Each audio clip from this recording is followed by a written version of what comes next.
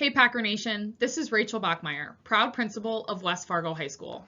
We wanted to take this opportunity to share some important information with you about back to school. We hope you've had a fun, safe, and exciting summer, and as we prepare to welcome all learners back on campus toward the end of August, I wanted to communicate some upcoming dates and essential announcements to set us up for a successful year. This brief presentation will cover introductions of staff who are on your student support team, as well as important dates, information about schedules, rules, procedures, tips to help your student prepare for the year, and ways to stay looped into West Fargo High news. I'll also share some updates about the North Dakota Scholarship and the upcoming September 26th bond referendum. Like I said, my name is Rachel Bachmeier, and this will be my 8th year at West Fargo High, and my 2nd as head principal. I'm originally from Kent, Ohio, and consequently was born and raised a very proud Ohio State University football fan. Go Bucks! My journey as a social studies teacher took me to the Rosebud Reservation in South Dakota, inner city Denver, inner city Philly, and then the Phillips Exeter Academy in New Hampshire, before my husband Levi, a proud West Fargo High graduate, convinced me to lay down roots right here. We live in the Packer feeder system with our rescue pup Shunka, and we'll be welcoming our first child to our family this November.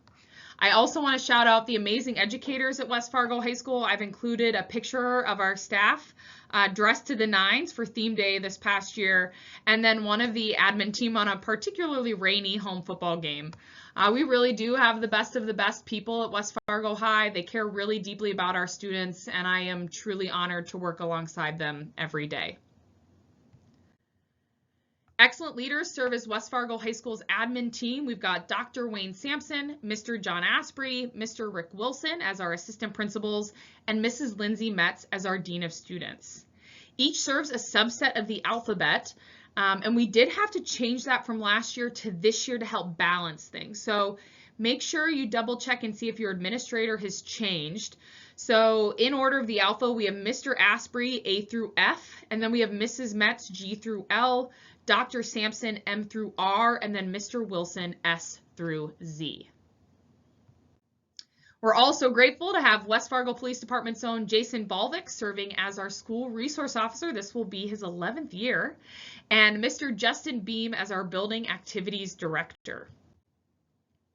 In addition to an assigned administrator, your student is also supported by a school counselor, and we are incredibly lucky to have this dedicated and energetic team serving our kids. We've got Mr. Jamie Zuhl, Ms. Courtney Quist, Mrs. Dana Rosendahl, Dr. Chastity Odenheide, and Mrs. Tessa Roberts.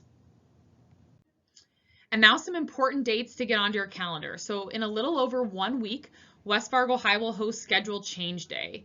Like in years past, this is a primary opportunity to address any and all schedule change requests for your students. I'll talk more about this later. Back to school night is Tuesday, August 22nd from 5:30 to 7:30 p.m. and I'm going to highlight 2 meetings. So we're going to host a meeting for senior families, so the families of grade 12 students at 5:30 p.m. It's a big year. We got a lot to talk about to make sure we're ready to go. And then we'll host kind of an orientation for freshmen and new student families at 6:30 p.m. It'll have some of the same information that we talked about in the spring, but additional updates for you. Freshmen and new students can also pick up a Packer t-shirt in the Commons where there will be information about activities and electives and other opportunities offered here at West Fargo High. We encourage all students to attend, walk your class schedule, meet your teachers. It's a really good way to settle into what your year will look like at West Fargo High. So the first day of school is Thursday, August 24th. As in years past, we're going to run a special schedule on the first day of school, so all students need to be there by 8:25 a.m. We'll kick off the day all together. There will be time in Packer time, and then students will run their class schedule in the afternoon. So Thursday, first day of school, need to be there by 8:25. Second day of school is our first regularly scheduled day, and it will be an A day.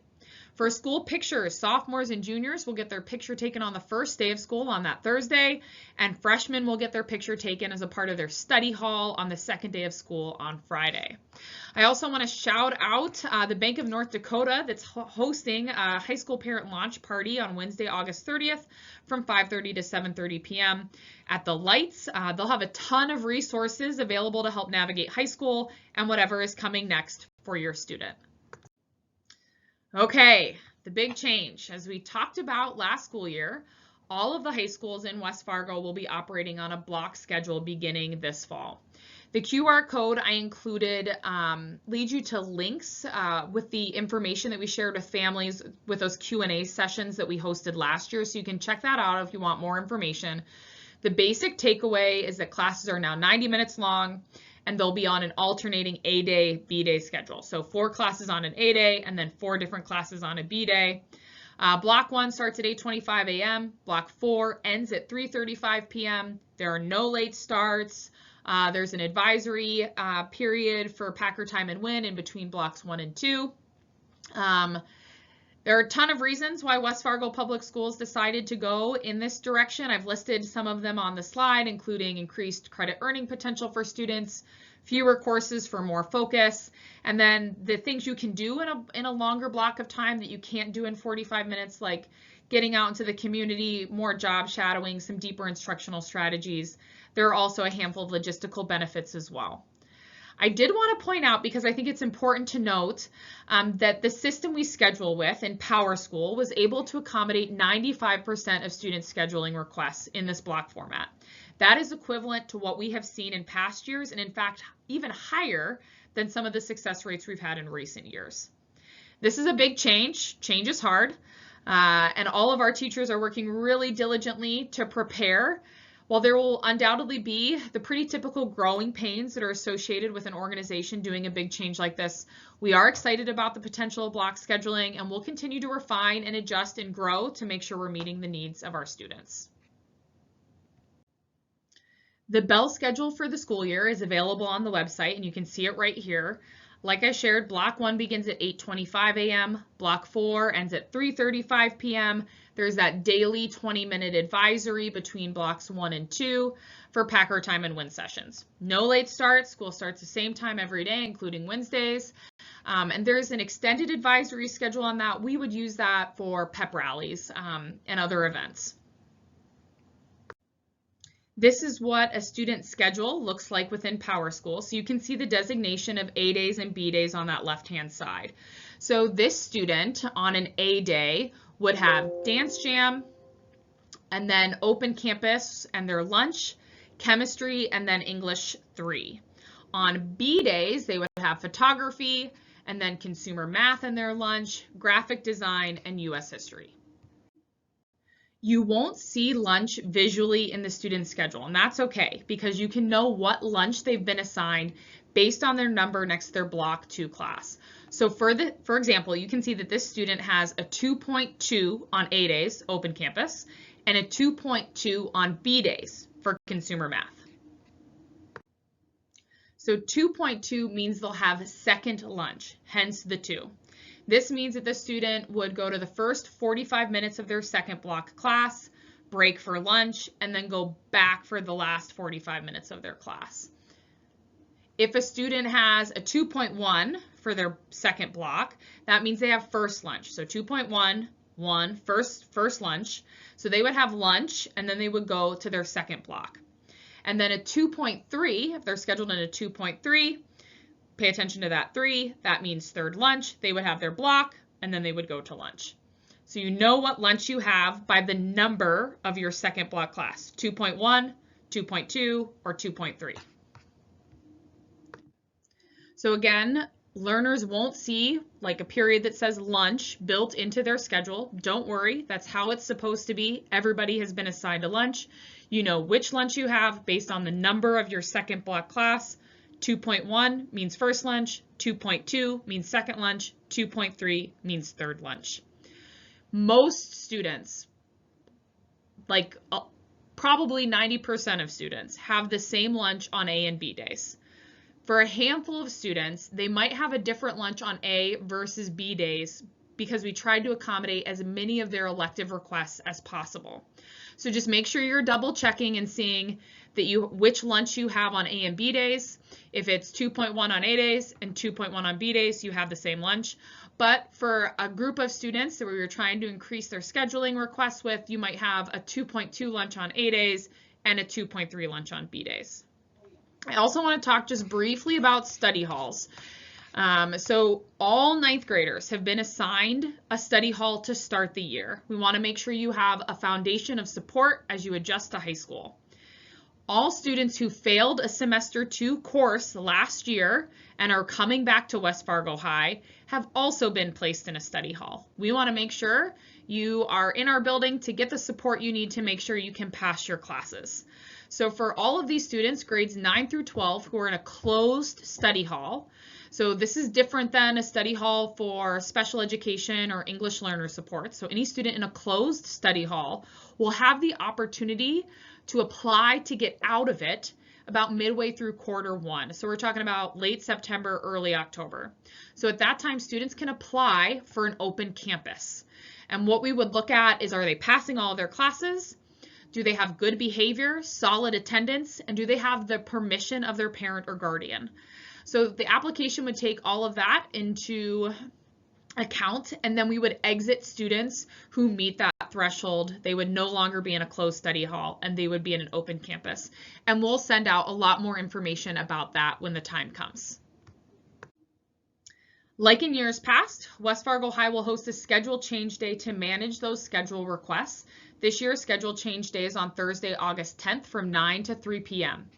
Schedules will be released and more information will be shared via Blackboard earlier that week. That's the first week our counselors come back and they're going to need to look at schedules, take some time to make sure graduation requirements are there.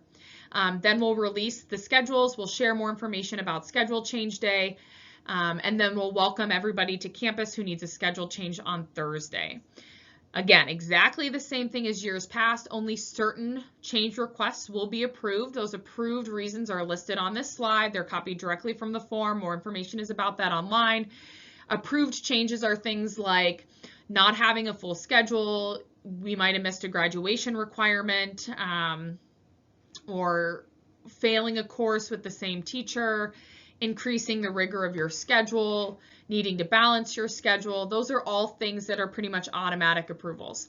We want to be as accommodating as possible. We want to make the changes that will make the schedule successful for your students, but there are limits to approved changes, especially considering that we make hiring decisions based off of these registration requests that your students submitted back in January and February. So we'll do what we can, but there are limits to that. So just go ahead and make sure you review this information, plan accordingly, and reach out with any questions.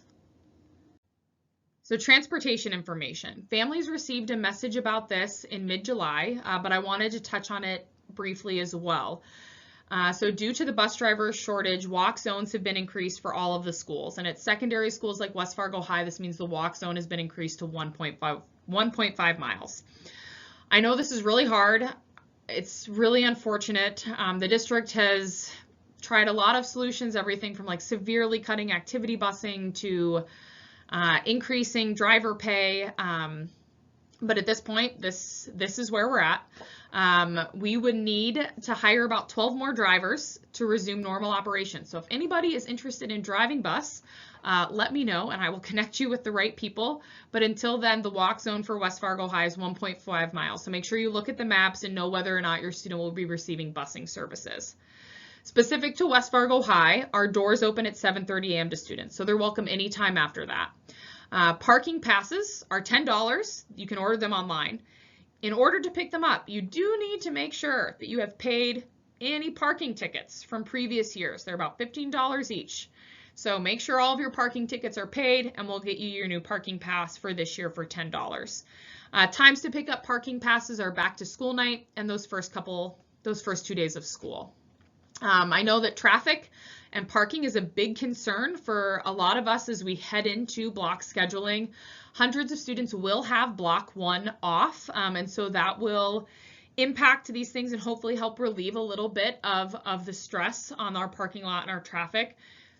That said, to avoid traffic in the mornings, we do encourage students to arrive to school early, and we will be monitoring and adjusting to make sure that we are making improvements as necessary.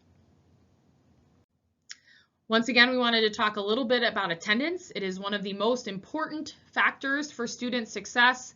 If you've looked at the news, I believe there have been articles in the forum about this. Attendance is a nationwide issue coming out of COVID-19. We have not bounced back from this. And so we really want to ask all of you to be a part of the solution. Ways to do that are monitoring your students' attendance, making sure they're getting to school every single day. When we text or call and say that they're not in class, following up with them, and then scheduling those vacations during breaks or those big family trips during breaks when there aren't any school. There are some changes with block scheduling because of this. So now if you miss one day of school, it's kind of equivalent to missing 4 classes for 2 days in a row. So you're hitting those classes harder. Kind of similarly, like if you always took an appointment in the afternoon, you were missing those classes always over and over again, it'll have the same impact if you're always missing A days. So just make sure you're staying aware with that. The best thing for students to do is to make sure they're checking in with their teachers before and after absences to determine missing work and stay caught up. Bring in those medical notes so that way we can mark those out as medical appointments. And then I did want, on behalf of our wonderful attendance ladies, Teresa and Sydney, wanted to remind families to make sure you're calling ahead when you're picking them up for an appointment. So that way we can have them ready and waiting for you. Related to attendance are tardies. So every 5th unexcused tardie does convert to an unexcused absence, and this is per class period. So if I miss my block 1 8A 5 times, that is equal to me missing the entire class, and it'll get marked in as such. Students who skip class or are given those tardies are assigned detention to make up for those minutes. So if you miss one class, that's equivalent to 1.5 hours of a detention and then a half hour for advisory. Attendance is so important. We want all students to be on time, present, and engaged in their classes, and that's a team effort. So we're following up with them. Please make sure you're following up with them as well to develop those healthy habits of being on time and showing up. We are continuing the cell phone policy implemented last year. There's a significant amount of research about the negative impact of cell phone distractions on learning. A lot of that's tied to social media. As such, all of our secondary schools are going to still require those cell phone free classrooms. That means cell phones need to be out of sight and out of use from bell to bell in the learning space. That includes study halls. It includes if like students are allowed to work outside in the hallway. All of that counts. Cell phones can be used appropriately and respectfully in common spaces during non-instructional time. So that's passing time, lunchtime, open campus, before and after school. So make sure they're using them appropriately during that time and then not at all during instructional times. In full transparency, sharing the consequences of this school rule with you. So the first time that a teacher delivers the phone to the main office due to an infraction of this policy, we will return the phone to the student at the end of the instructional day. The second time that the phone is delivered to the main office by a teacher, the student's going to have to check that phone into the main office for the next 5 days. Even if the student claims to be leaving the phone at home, they have to report to the main office to check in with that administrator. The third time, we're going to have a family meeting to talk about this.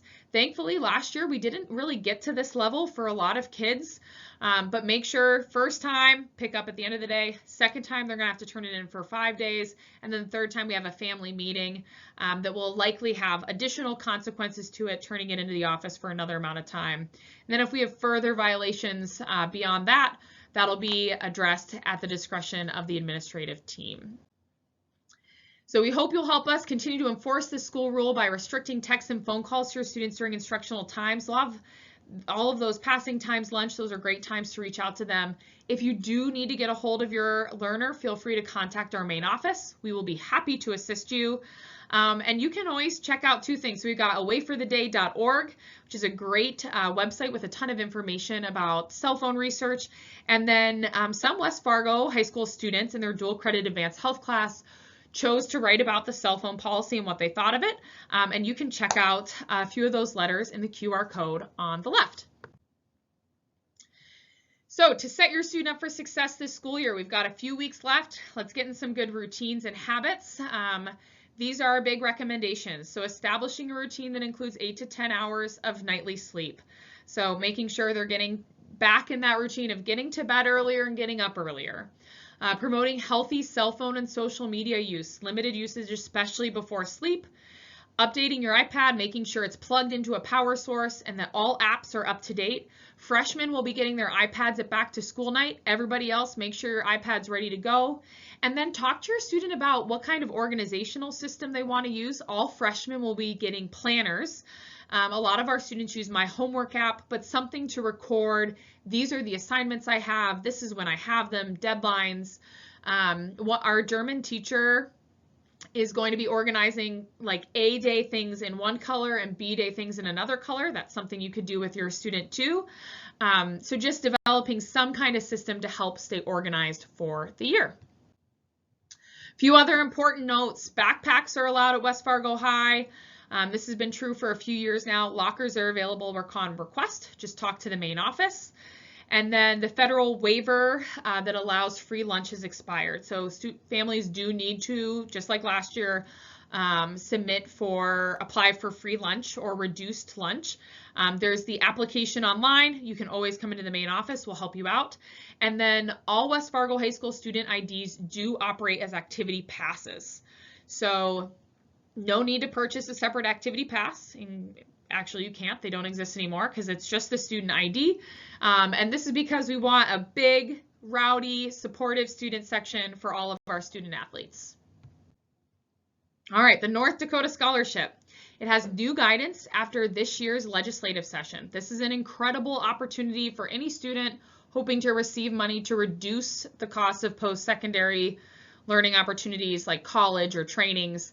You can check out the website for more information. That's the QR code. But as a heads up, they are a little bit slow to get the new guidance up. So that's what's on this slide. It's also linked on our webpage. So the QR code will take you to a lot of additional information, but it doesn't have some of the specific updates yet. And some of those changes include, I've circled them there, allowing 3 credits of fine arts courses to count towards post-secondary ready, 3 credits of world languages to count towards workforce ready, and then they lowered the ASVAB score threshold from 85 to 50. So make sure you check that out. And you're planning, your schedule and your graduation plan appropriately to make sure you have access to this opportunity. Okay, some information about the bond referendum. More and more is coming out about this, but I wanted to talk specifically about how it would impact West Fargo High because there are a lot of ways that it would. If it passes, there would be improved security for all of the schools in the district. West Fargo High is no different. Everything from cameras to we would be able to lock our wings down in the case of a perimeter breach. This obviously is huge in keeping students safe, which is the #1 priority, and would increase peace of mind and just our ability to respond in some of those crisis events. We would also get a multi-purpose space at West Fargo High for school and community events. We are the only high school that doesn't have one. Both Cheyenne and Horace have multi-purpose rooms. And so that would be a huge addition for our space and our community outreach. Additional updates and renovations in our building, restrooms, special education programming, flexible seating, a 3rd sheet of ice to bring Packer hockey back up to the north side at Veterans Arena. So that way they can have those home games right up here. And then there are additional updates for north side schools. South Elementary needs a ton of work to bring it up to the current standard and code. The Early Childhood Education Center needs funding to grow as well. And then those updates to the south side schools. And that's the biggest part of the bond that you've probably heard the most about. They need to add the additional wings onto Heritage and Horace. This was always the plan. This is exactly like what happened at West Fargo High. West Fargo High in the 80s was built with only 1 wing, knowing that they would need more wings. So just half of the building was built. And then a few years later, when there were more student needs, they added on the other wing. So that's kind of what's happening down at Horace and Heritage, just like what happened to West Fargo High in the 80s. So what if it doesn't pass? So obviously the stuff on the list on the previous slide, the funding goes away.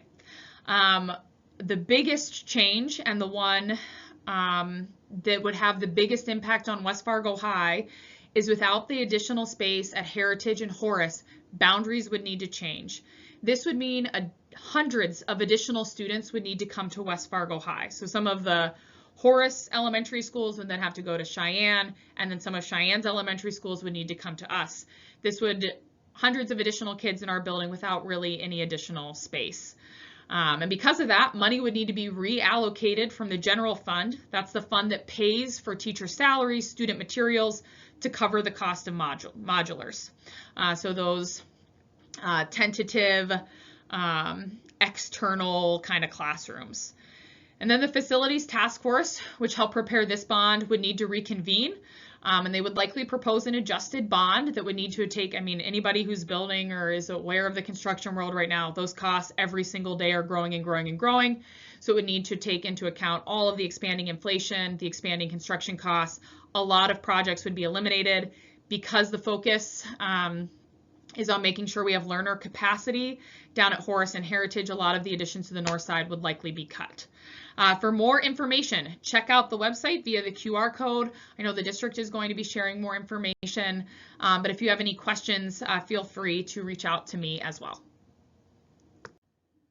To stay up to date on all of West Fargo High School's news, we encourage you to follow us on Facebook and Instagram, look for student-produced content on Packer Television, and check up on our school website. We're incredibly excited to welcome your student back on campus and kick off the school year. In the meantime, if you have any questions, don't hesitate to reach out to the main office or connect with your student's administrator. It's going to be a great year. Go Packers!